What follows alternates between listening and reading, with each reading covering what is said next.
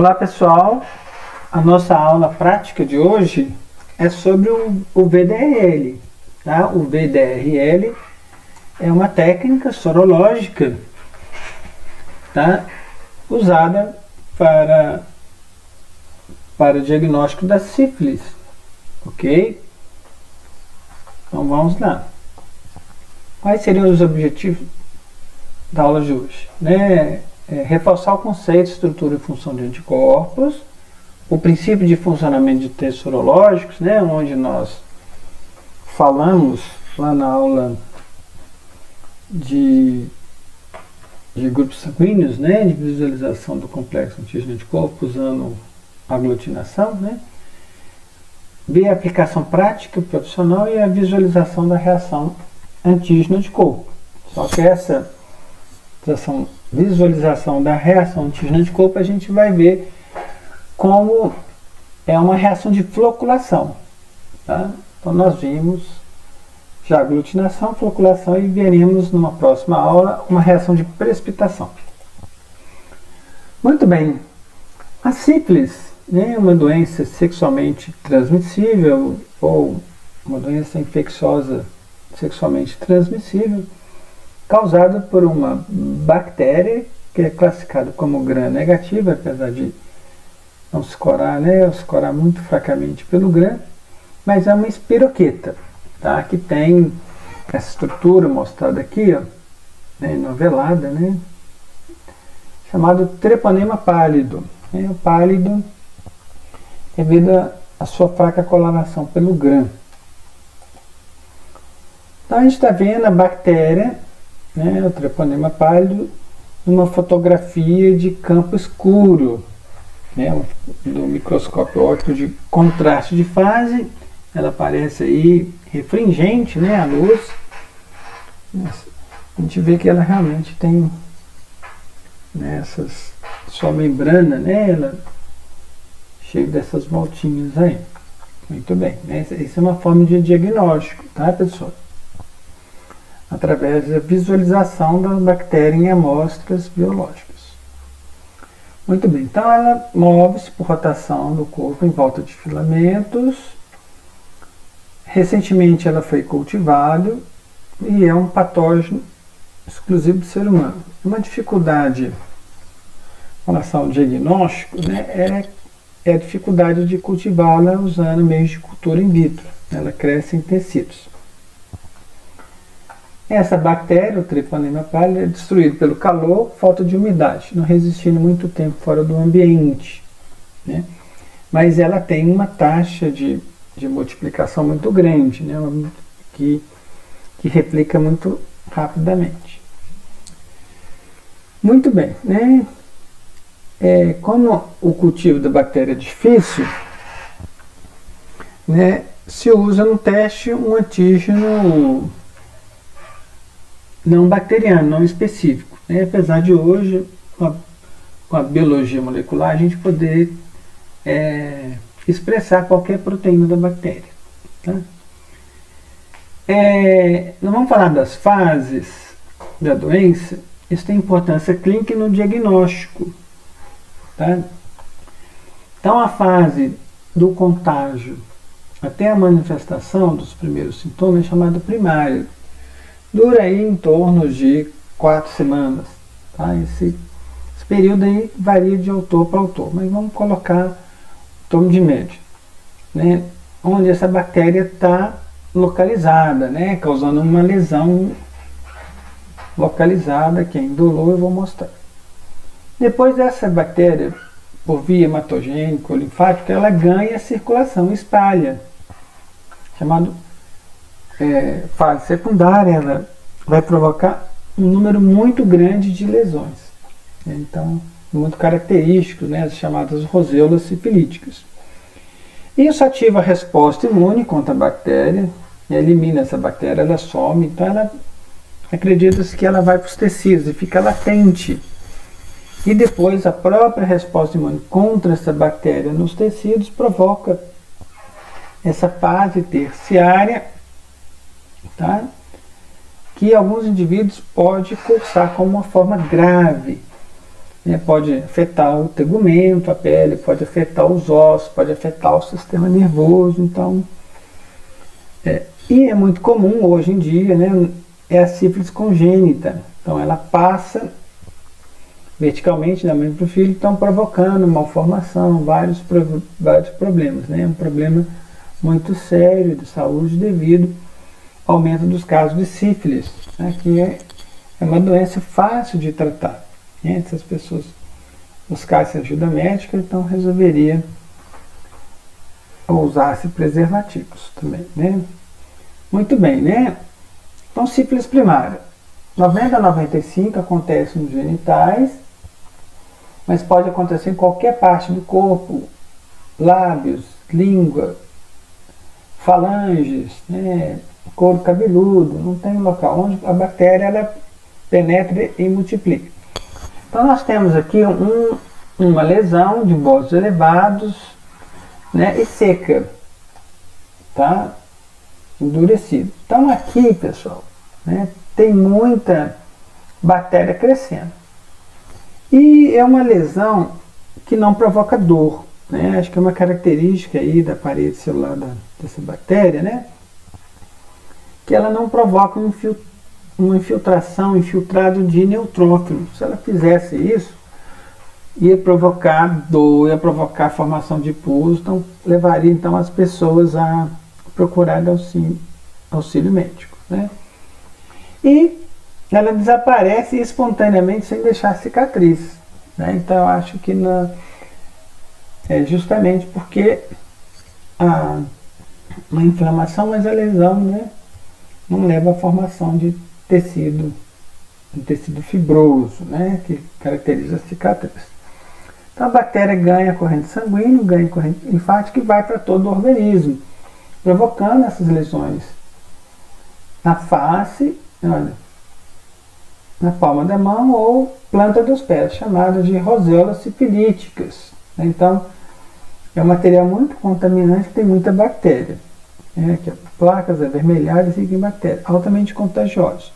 Pode ser no rosto, palma da mão, planta dos pés. A fase secundária. Então, nesta fase, o diagnóstico, né, o screening, para o VDL, ele é bastante positivo. Tá? Então dá positivo. Na fase primária, ele pode dar positivo ou negativo, geralmente mais negativo. E aqui, né, depois da fase que ela passa, né, silenciosa, ela volta como sífilis terciária, né, mostrando aqui um caso de goma, né, afetando aqui o tegumento, mas, como eu disse, pode pegar ossos, vasos, né, coração e provocar problemas mais sérios. Aqui um outro esquema mostrando a questão dos prazos do diagnóstico, né, o contágio, né, uma pessoa que tem passa para uma outra que não tem. E na sífilis primária, com o desenvolvimento daquela lesão, o teste que a gente vai ver, o VDRL, ele dá em torno de 25% positivo, ou seja, 75% negativo.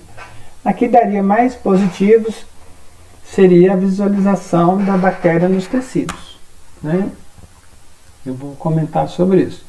Já na fase secundária, onde a bactéria ela provocou já uma bacteremia, né? Se fosse por uma bactéria gram-negativa, né, outra, né, como E. coli e outras, poderia provocar um choque séptico, tá? Mas essa bactéria ela realmente ela não provoca isso, né? Mas o VDR é de 100%. Então entra na fase latente, então aí já é muito pouco detectado, tá?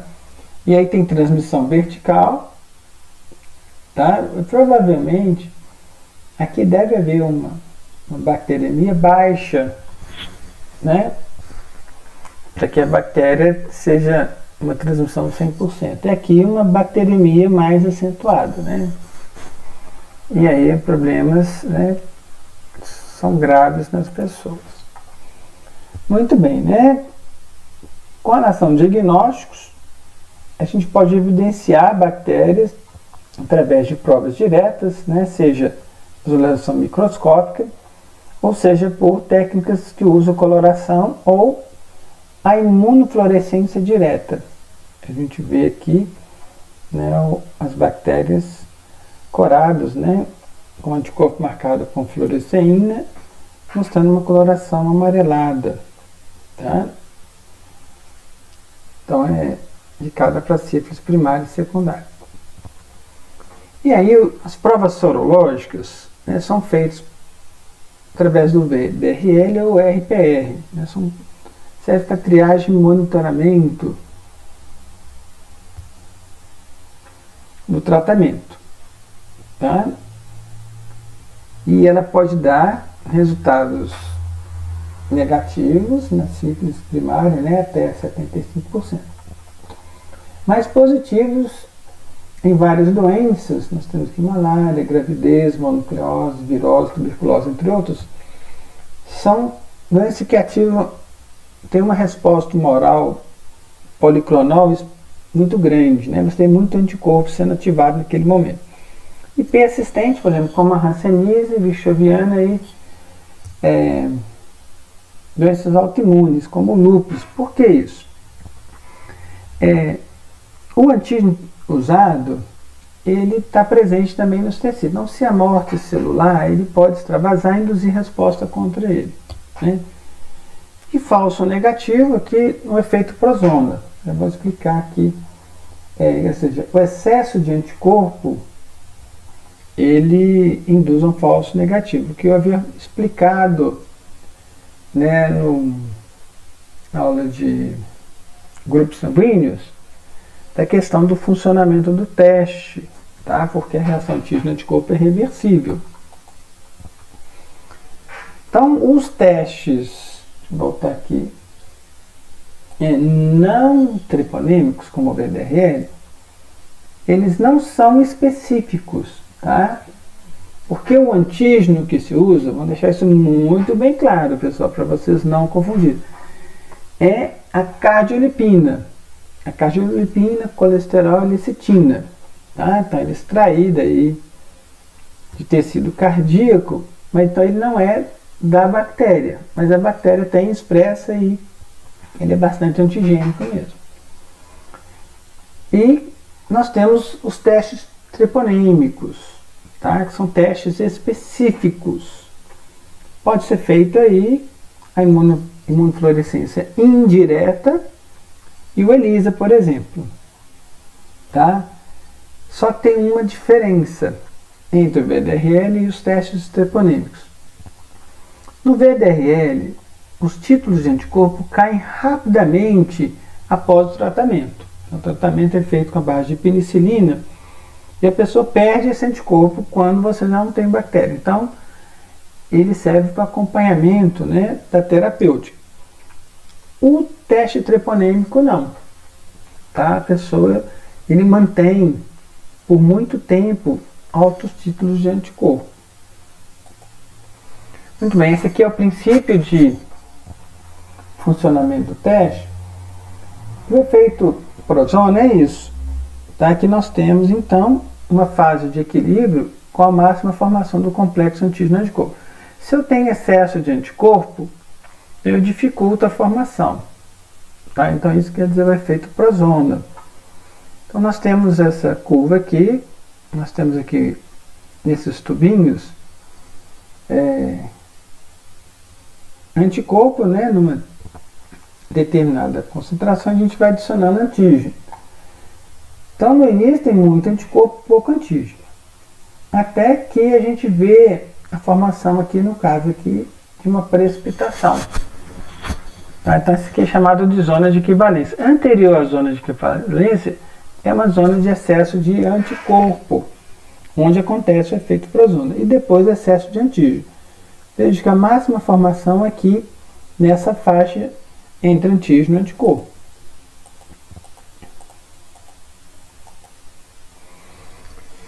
Muito bem, indo para a nossa aula prática, né, esses anticorpos que dão positivo no teste do PDRL são chamados anticorpos de Vassell. Tá? E uma homenagem aí ao cara que bolou o teste.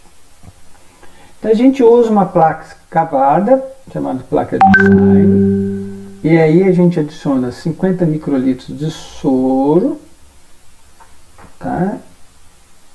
De 1 para 2 a 1 para 32.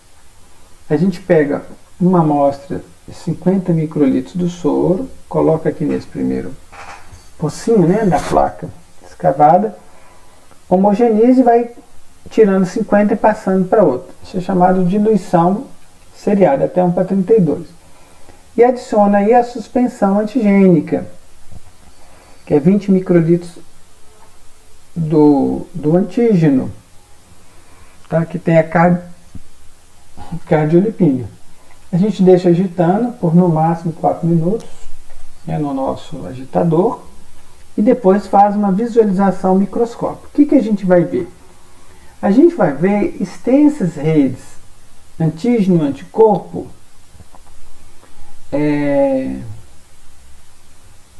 formando então grumos aglomerados, que a gente chama flocos, tá?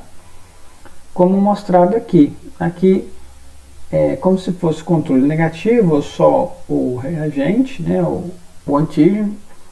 E aqui a gente vê formando esses aglomerados, esses flocos. Essa reação está chamada de reação de floculação, porque ele não guarda tamanho, né? Forma uns grumos maiores ou menores.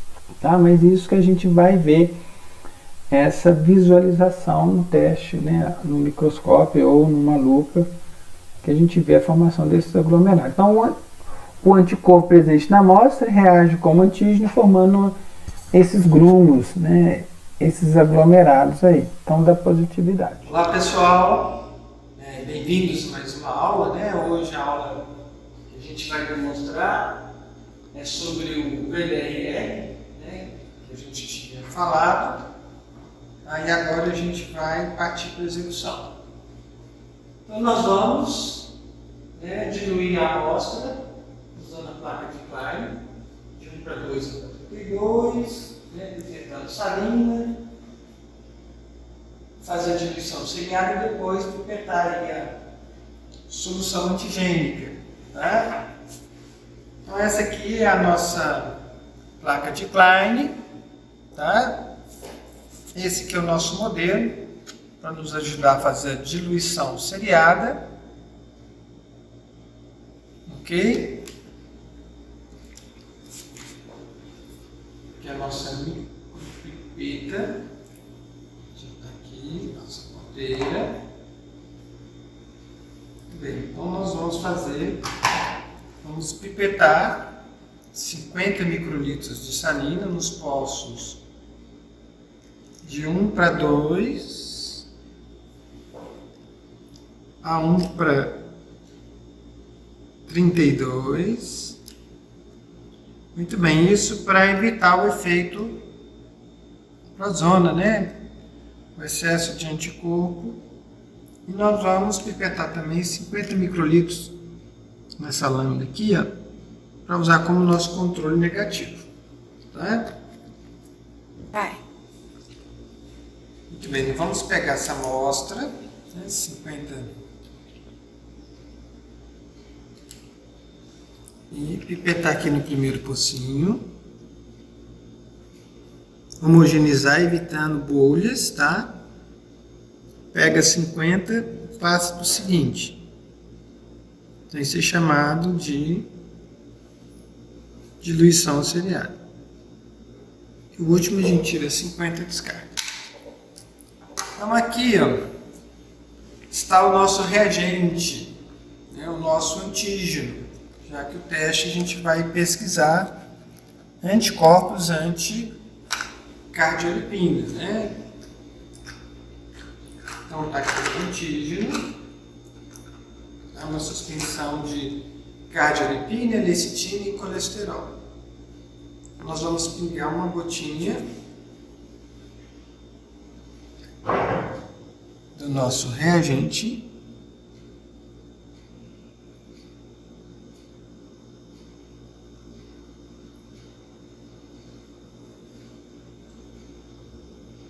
uma gotinha aqui no controle negativo. Vamos guardar, né, o nosso reagente. E aí nós vamos homogeneizar, tá? Por 4 minutos, usando aqui esse agitador de placa de Klein. Vou agitar aqui 4 minutos.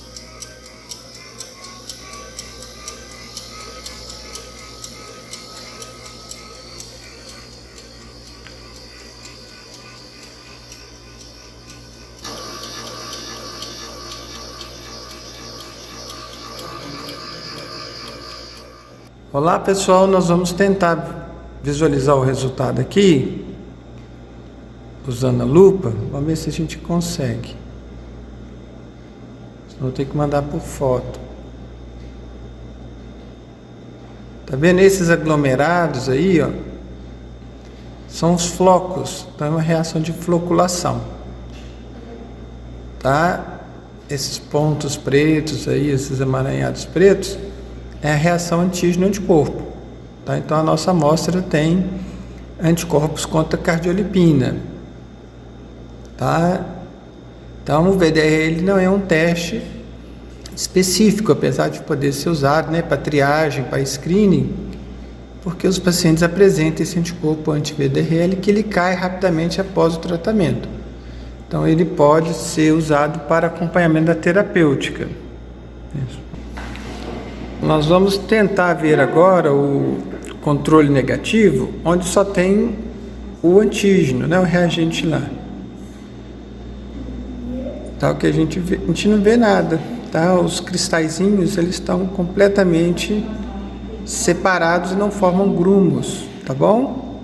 Então esse é o resultado do teste. Eu vou mostrar ali no quadro só para reforçar essa ideia para vocês, tá? Então, pessoal, o teste negativo, não reativo, né, onde não há presença de anticorpos, então a gente vê os cristais bem separados. E no teste positivo, a gente vê a formação desses grumos, né, desses flocos, que são muito irregulares, de tamanhos diferentes, que dão positividade no teste. Isso é uma reação de floculação. Ok?